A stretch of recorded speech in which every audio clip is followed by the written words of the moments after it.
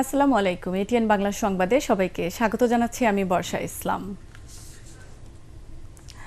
জুলাই গণ আন্দোলনে রংপুরে আবু সাইদ হত্যা মামলায় ট্রাইব্যুনালে ১০ বছরের সাজাপ্রাপ্ত বেগম রোকেয়া বিশ্ববিদ্যালয়ের সাবেক ভিসি ডক্টর আব্দুর রশিদকে গ্রেফতার করেছে পুলিশ।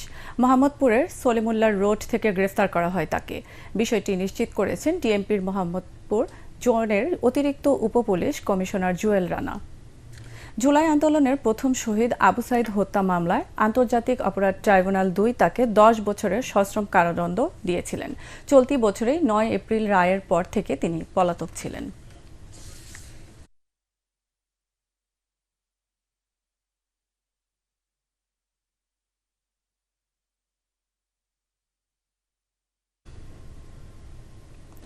জাতীয় সংসদ ভবনের দক্ষিণ প্লাজায় সাবেক স্বাস্থ্যমন্ত্রী মিজানুর রহমান সিনহার জানাজায় অংশ নিয়েছেন প্রধানমন্ত্রী তারেক রহমান। এছাড়া জাতীয় সংসদের স্পিকার, ডেপুটি স্পিকার এবং বিএনপির শীর্ষ নেতৃবৃন্দ জানাজায় উপস্থিত ছিলেন। এর আগে তার মৃত্যুতে গভীর শোক ও দুঃখ প্রকাশ করেন সরকার প্রধান। এক শোকবার্তায় প্রধানমন্ত্রী বলেন, দেশের রাজনীতি ও স্বাস্থ্য খাতে সিনহার অবদান শ্রদ্ধার সাথে স্মরণ করা হবে। মরহুমের রুহের মাগফিরাত কামনা এবং শোক সন্তপ্ত পরিবার, আত্মীয়স্বজন ও শুভানুধ্রীদের প্রতি গভীর সমবেদনা জানান তিনি। দীর্ঘদিন ধরে অসুস্থ মিজানুর রহমান সিনহা শুক্রবার সিঙ্গাপুরের মাউন্ট এলিজাবেথ নোভেনা হাসপাতালে চিকিৎসাধীন অবস্থায় মারা যান। মৃত্যুকালে তার বয়স হয়েছিল ৮৩ বছর। জাহাঙ্গীরনগর বিশ্ববিদ্যালয়ে এক নারী শিক্ষার্থীকে বহিরাগত কর্তৃক ধর্ষণ ও প্রাণনাশের চেষ্টার ঘটনায় ৭ সদস্যের তদন্ত কমিটি গঠন করেছে বিশ্ববিদ্যালয় প্রশাসন। কমিটির সভাপতি করা হয়েছে বিশ্ববিদ্যালয়ের ফার্মেসি বিভাগের অধ্যাপক ডক্টর মোহাম্মদ সোহেল রানাকে। বিশ্ববিদ্যালয়ের উপাচার্য অধ্যাপক ডক্টর মোহাম্মদ কামরুল আহসানের সভাপতিত্বে অনুষ্ঠিত এক জরুরি প্রশাসনিক সভায় এই সিদ্ধান্ত নেওয়া হয়। পরে বিশ্ববিদ্যালয়ের ভারপ্রাপ্ত জনসংযোগ পরিচালক মোহাম্মদ মহিউদ্দিন স্বাক্ষরিত এক জরুরি প্রেস বিজ্ঞপ্তিতে বিষয়টি নিশ্চিত করা হয়। বিজ্ঞপ্তিতে বলা হয়, গত ১২ মে বিশ্ববিদ্যালয়ের এক নারী শিক্ষার্থী বহিরাগত কর্তৃক ধর্ষণ চেষ্টা ও প্রাণনাশের চেষ্টার শিকার হন। আন্তর্জাতিক মধ্যপ্রাচ্যের সংকটে গ্রহণযোগ্য সমাধানে পৌঁছাতে ব্যর্থতায় ইরান সরাসরি যুদ্ধের জন্য প্রস্তুত আছে বলে জানিয়েছেন দেশটির পররাষ্ট্রমন্ত্রী আব্বাস আরাকচি।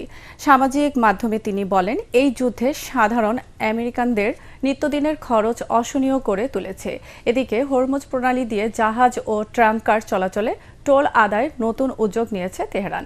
ওদিকে মার্কিন প্রেসিডেন্ট ডোনাল্ড ট্রাম্প সতর্ক করে দিয়েছেন, শান্তি চুক্তি ব্যর্থ হলে ইরানের জন্য ভয়াবহ পরিণাম অপেক্ষা করছে।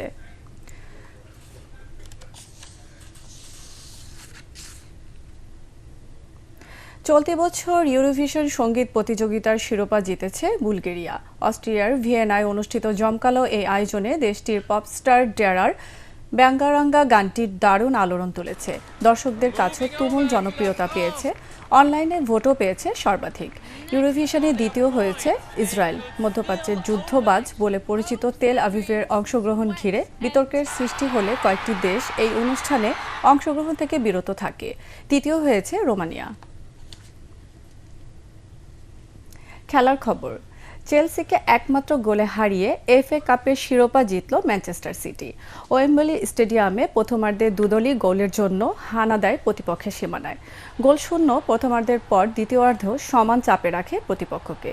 খেলার ৭২ মিনিটে অ্যান্তোয়ান সেমিনিও যে গোলটি করেন তাতে নিশ্চিত হয় ম্যানচেস্টার সিটির জয়। ইতিমধ্যে ইংলিশ লিগ কাপ জেতায় এই ট্রফি জয় সিটিজেনদেরকে ট্রেবল জয়ের দৌড়ে টিকিয়ে রেখেছে। প্রিমিয়ার লিগে পেপ গার্দিওলার দল আছে দ্বিতীয় স্থানে।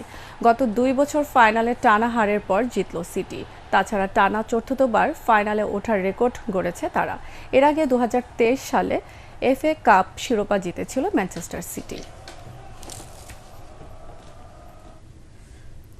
দর্শক, পরবর্তী সংবাদ দেখার আমন্ত্রণ জানিয়ে এখনকার মতো শেষ করছি। এটিএন বাংলা সংবাদ ইউটিউবে দেখতে ব্রাউজ করুন youtube/ATN বাংলা নিউজ। ধন্যবাদ সবাইকে।